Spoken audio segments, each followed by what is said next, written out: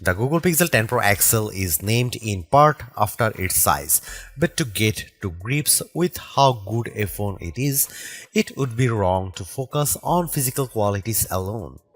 It is easy to point to things like the phone's incredibly bright display or its versatile cameras as major selling points. But this is a phone where the true value lies beyond the specs list. There are, in typical Google fashion, lots of AI features to play around with, features with a wide range of applications and utility. It's just a pity that Google seems to have learned some bad habits from Apple in not having all its features ready for launch day. Plus, Google flagship phones' inherent weakness in terms of power remains, even if battery life has improved. As the final big Android phone launch expect this year, I have been testing the Pixel 10 Pro XL against its main competition and also the latest iPhone just in case you are considering switching to or from an Apple phone. It's resulted in some of the most interesting phone comparisons of 2025 and I am thrilled to be able to take you through them. Pre-orders are up for the Pixel 10 Pro XL and its siblings until retail launch day August 28. If and when you decide to buy the Pixel 10 Pro XL, it will cost $1,199. That's technically more expensive than the Pixel 9 Pro XL from last year, but what's actually happened is that Pixel dropped the 128GB model. It's a shame that you can't get a cheaper extra large Pixel now, but it's not strictly a price hike. If storage matters to you, you can spec 512GB or 1TB for $1,319 and $1,549 respectively. But increasing the storage locks off certain color options. Only Obsidian Black offers all three options, while Jade Green is only available in the basic 256GB. You might be surprised to hear that the Pixel 10 Pro XL's camera are identical to the Pixel 9 Pro XL's, at least on paper. The 50MP main, 48MP ultrawide, 48MP 5x telephoto, and 42MP selfie cameras are unchanged from the 2024 model, as all the upgrades are located on the softer side. Here we can see some camera samples of the Google Pixel 10 Pro XL. Let's kick off the comparisons with main camera shot of a cottage. We see the first evidence of the Pixel 10 Pro XL's apparent default processing priority, balancing the brightness of all colors in the shot.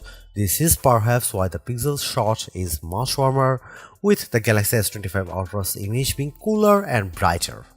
Against the iPhone 16 Pro Max, the Pixel 10 Pro XL also looks less bright but punches up the colors in return. The trees in the background in this view across a park are much easier to make out in the Google photo. And how does it compare against the outgoing Pixel 9 Pro XL? This photo of disused telephone box shows that the Pixel 10 Pro XL gives slightly stronger colors on the blue end of the spectrum, but is otherwise identical to the Pixel 9 Pro XL's image. In the night mode, with our subject being mini bottle of Henderson's relish, we see the Pixel 10 Pro XL struggle to capture the light compared to the Galaxy S25 Ultra, but the Pixel does have less of a red color caused by the curtains in the room than the S25 Ultra, which could be an advantage in some cases. Switching to the ultra-wide cameras and looking over a small stream in a wood, the Pixel's image pales compared to the S25 Ultra's far brighter shot. This is likely as a result of the Pixel's relatively small sensor not capturing as much light and the post-processing not being able to do enough to compensate. Macro mode also uses the ultra-wide sensor, comparing to the Pixel's effort against of the iPhone 16 Pro Max of a pink flower. The Pixel's shot is darker, again likely because of its small sensor, but the image still has good contrast as we can still make out the detail in the flower's center. The final rear camera on the Pixel we need to look at is the 5x telephoto camera, which I pointed at a breeze over a lake. The Pixel has tried to balance the mix of light and shade in the shot, resulting in an apparent lack of color compared to the S25 Ultra, while the Samsung's shot's richer color of the water is appealing. The breeze is blown out in return. The Pixel 10 Pro XL's telephoto camera offers up to 100x max magnification for the first time, except with the power of ProRes zoom. Images at the level are still legible, albeit potentially inaccurate, but let's start at a less extreme 50x. Zooming in on a milestone's curved lettering, it's already obvious that the Galaxy shot is noisier than the Pixel's, but based on my own observation, the Pixel has over-smoothed the stone, removing some of the texture in an effort to clean up the shot. At 100x, this effect is even more noticeable. A stone that's been sitting outdoors for who knows how long is unlikely to be as smooth as the Pixel's shot would have you believe. But in terms of legibility, while both photos still show the lettering clearly, the Pixel shows them in crisper detail. When exporting the images, the Pixel 10 Pro XL conveniently gives you both your original ProRes zoom shot and the processed version, along some interesting comparisons. For instance, we have here a church window about 1000 feet away from where I was standing as I took the photo. It's an impressively sharp shot, but the Pixel's processing system seemed to have read the stone bars between the glass as wood, adding a vertical grain effect. While the detail of the brickwork has been impressively recovered, it shows a big limitation of these generative detail enhancing tools. It shows you what's likely to be there rather than what truly is there. Google enhanced some of the camera's associated features, such as making best take active automatically with enough photos and offering 50 megapixel resolution for portrait modes.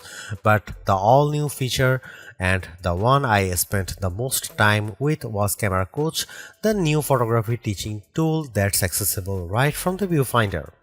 This is currently in preview, so hopefully its powers will multiply in the future, but right now it's more of an interactive forming tool.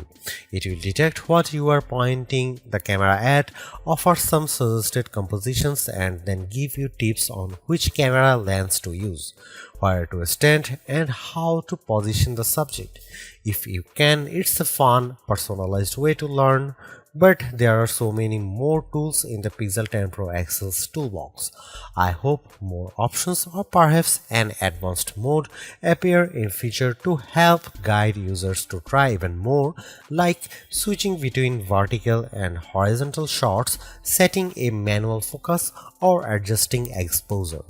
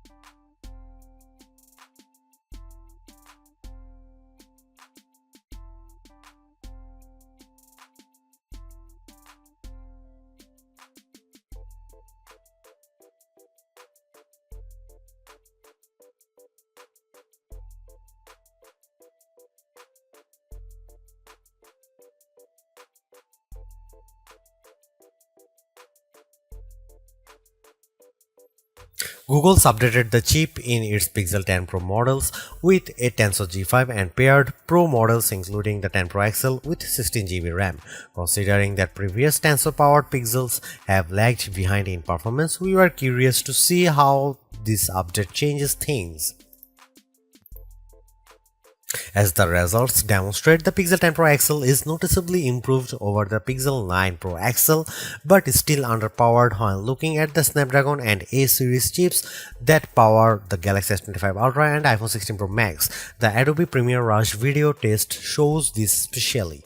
In my general gaming test of playing the graphically intense RPG XR Stress in order to get a consistent 60 FPS frame rate, I had to turn off anti-aliasing, reduce the resolution from ultra to high and environment quality down to average, and even the game would still experience hiccups.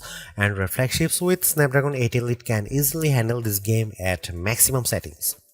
Now that the 128GB Pixel Pro XL model has been discontinued, the Pixel 10 Pro XL starts with 256GB storage with the option to up that to 512GB or 1TB storage. This should be speedy storage to load and unload thanks to Google using the UFS 4.0 memory standard with 512GB or 1TB of storage on a US model. You also get zoned UFS, a feature that supposedly organizes data within your device's storage to improve its efficiency, speed, and the device's lifespan. We are not sure why this is limited to only a 2 out of 3 storage options and only to American customers, but it sounds like a bonus worth having. Google's made a few but effective upgrades to the Pixel 10 Pro XL. It's a masterclass in efficiency, changing and improving just enough to stay amongst the top of the pack in the most areas. The display's brightness is unmatched, and the camera's ultrawide perhaps aside offer a balanced, natural look that I can see a lot of people liking. It's unfortunate that the Pixel 10 series is still the lowest powered of the flagship phones on sale today and lags behind its main rivals on battery efficiency. Hopefully, access to Google's latest AI tools makes up for that for anyone who decides to take the plunge, although perhaps give it a couple of months if this is your primary reason. Hopefully, by then the seemingly incomplete Magic Q and the preview version of the camera coach will have been made whole. The Galaxy S25 Ultra may still be a better pick for you if you want more power and power efficiency from your phone. The Pixel 10 Pro may also be a better fit than the XL, considering you only sacrifice display size and battery life for a cheaper phone that's otherwise just as capable as its larger sibling. But the Pixel 10 Pro XL is the most capable and competitive of Google's latest batch of phones. If you are buying a phone right now and want best-in-class software combined with top-tier hardware, this Pixel is probably the one to pick.